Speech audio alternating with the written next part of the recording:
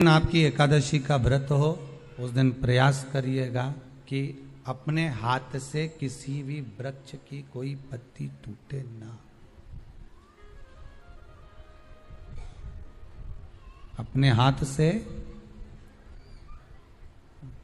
किसी भी वृक्ष की, पौधे की, किसी भी वृक्ष की पत्ती अपने हाथ से ना टूटे।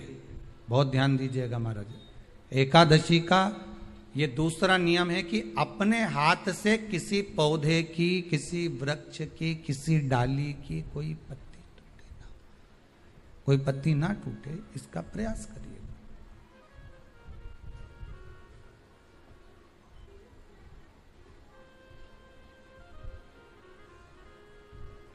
कितना सुंदर व्याख्यान कहा है, कितना सुंदर वर्णन है महाराज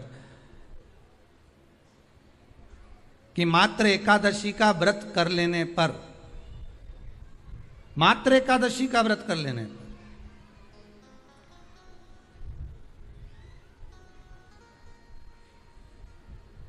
जो पूर्व में किया गया हमारा पाप कर्म है, हमने किसी जीव की हत्या करी है, हमने किसी को कष्ट प्रदान करा है, हमने किसी को अपशब्द कहा है, हमने किसी को ताने दिए, हमने किसी को आड़ा टेढ़ा कहा है, हमने किसी को गालियां दे दी है, मात्र एकादशी का व्रत ही कर लेने पर ये सारे जो दोष हैं वो समाप्त हो जाते हैं।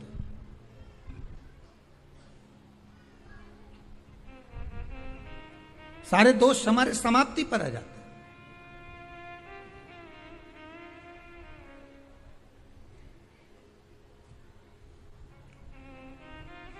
अब एक विचार करिएगा थोड़ा सा अपने मन में, अपने चित्त में, अपनी वृत्ति में एक बात उतारिएगा, एक अपने मन में एक बात को उतार कर रखिएगा कि आप अपने पाप को, अपने पाप कर्म को जिस दिन छिन्न करने वाले हो, समाप्त करने वाले हो, अपने पाप को आप जिस दिन समाप्ति पर लेकर जा रहे हो, तो उसके एक दिन पहले आपको प्रसन्नता होना चाहिए कि नहीं होना चाहिए कि कल मेरा पाप कटने वाला है, कल मेरा पाप समाप्त होने वाला है, जो मैंने पाप कर्म करा है वो समाप्त होगा, जो मैंने पाप कर्म करा है वो कल समाप्त हो जाएगा। तो एक दिन पहले आपके चेहरे पर प्रसन्नता हो कि ना हो,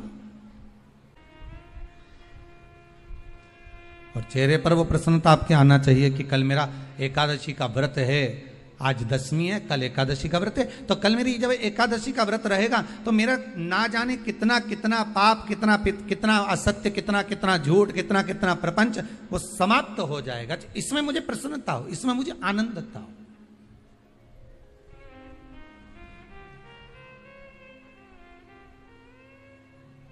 तो क्या कहा गया कि प्रयास करिएगा कि एकादशी के दिन कोई वृक्ष की, कोई डाली की, कोई कोपल की कोई पत्ती ना तोड़ी जाए। क्यों?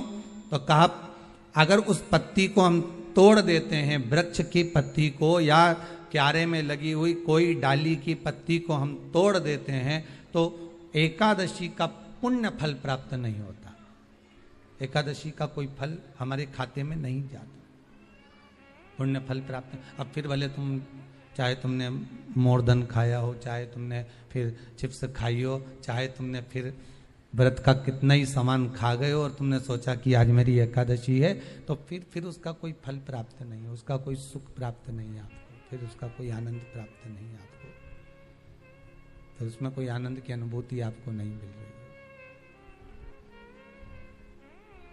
है। बहुत ध्यान से आज की कथा सुनना कि एकादशी का आपसे आपके बच्चे पूछेंगे, मम्मी हम भगवान विष्णु का दर्शन करते हैं, हम राम जी का दर्शन करते हैं, हम कृष्ण भगवान का दर्शन करते हैं, हम भवानी माता का दर्शन करते हैं, हम शंकर जी का दर्शन करते हैं, हम सारे देवी देवताओं का दर्शन करते हैं, पर ये एकादशी माता तो कभी नजर ही नहीं आती।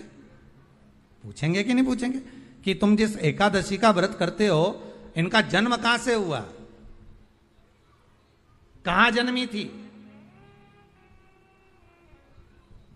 एकादशी की जन्म स्थली कहां है?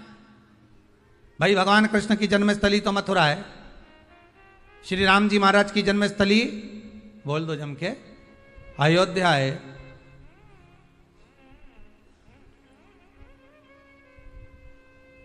कोई आपसे पूछ ले कि एकादशी की जन्मस्थली कहाँ है, तो आधे लोग तो बाल खुजाने में लग जाएंगे कि एकादशी आखिर पैदा कहाँ हुई थी, जन्म कहाँ लिया था, इसका जन्म हुआ कहाँ था, कहाँ जन्मी थी ये।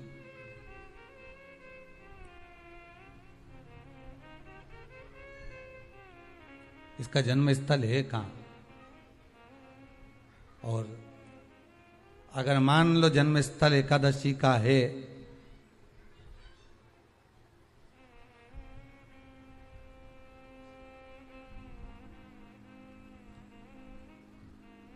और एकादशी अगर जन्मी है, उसका जन्म हुआ है, और दुनिया के लोग इतना व्रत करते हैं, उपवास करते हैं, तो फिर इसका जन्म स्थल कहां होगा। तो कहा इसका जो जन्म स्थल है वो बद्रीनाथ। कहां पर है? बद्रीनाथ। और उस बद्री विशाल में भी एक गुफा जिसका नाम है हेमवती। क्या नाम है? हेमवती। उस गुफा में एकादशी का जन्म स्थल है। बद्री विशाल में हेमवती गुफा, जो 12 योजन अंदर प्रवेश करने जितनी है, 12 योजन की गुफा के अंदर, हेमवती के अंदर एकादशी का प्रागट्य हुआ था, एकादशी का जन्म हुआ था।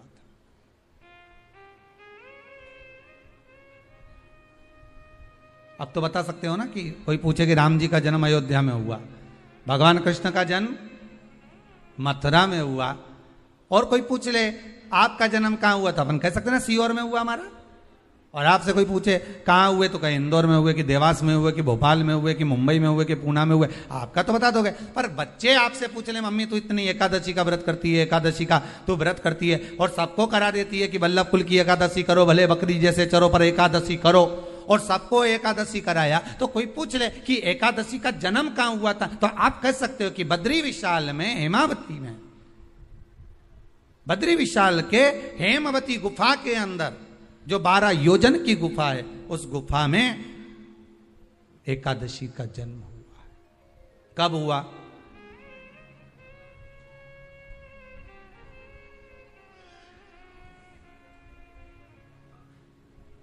जन्म होने का कारण, राम जी के जन्म होने का कारण था रावण का संहार। भगवान कृष्ण के जन्म होने का कारण था कंस का संहार। नरसिंह भगवान के जन्म होने का कारण, प्रकट होने का कारण था हिरण्यकशिपु का संहार। वराह भगवान के प्रकट होने का कारण था कि पृथ्वी को जल पर लाकर ठहराना, हिरण्याक्ष का संहार।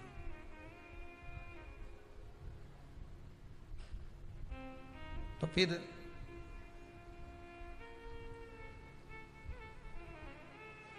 इसके जन्म का कारण क्या है? तो कहा इसके जन्म का केवल एक कारण है। सतयुग में, अब एक और बात का बहुत ध्यान दीजिएगा महाराज, सतयुग एक बार नहीं हुआ कि तुम सोचो कि सतयुग के बाद में द्वापर, त्रेता आ गया, त्रेता के बाद द्वापर आ गया, द्वापर के बाद कलयुग।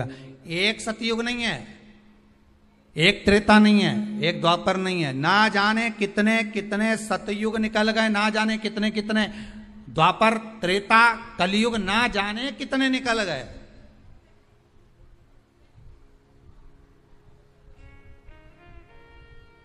और आप और हम जैसे भी इस पृथ्वी पर ना जाने कितने, अरे जम के तो बोलो, निकल गए।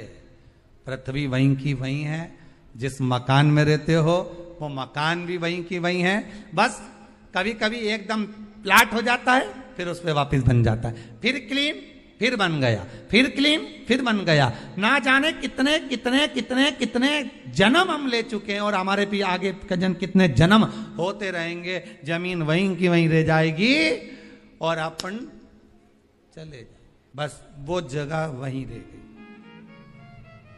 जो पहले परदादा जी की थी, दादाजी को मिल गई, दादाजी की थी, पिताजी को मिल गई, पिताजी की थी उनके बेटे को मिल गई, उनके बेटे से उनको बेटों को मिल गई।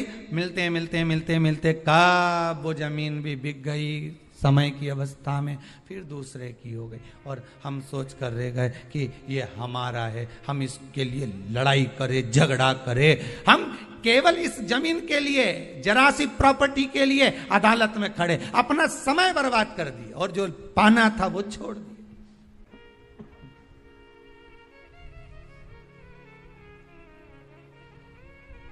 जो पाना था वो छोड़ दिया हमने।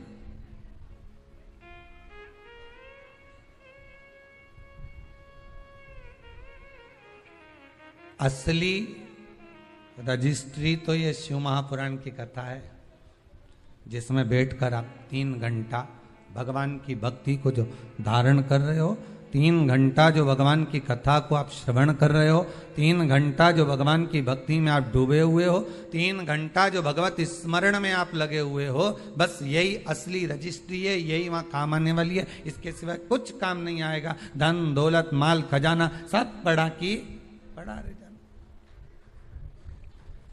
सब धरा की धरा।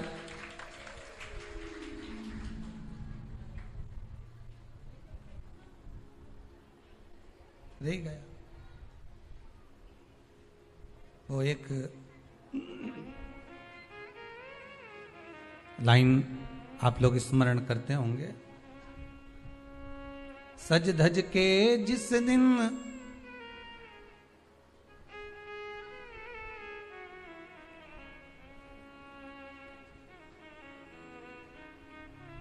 सज धज के जिस दिन मौत की शहजादी आएगी, न सोना काम आएगा न चांदी आएगा। अलमारी में धरा की धरा रह जाएगा, लॉकर में पड़ा की पड़ा रह जाएगा। लॉकर में पड़ा की पड़ा है, अलमारी में धरा की धरा है। कपड़े भी सारे घड़ी बने की बने रहे,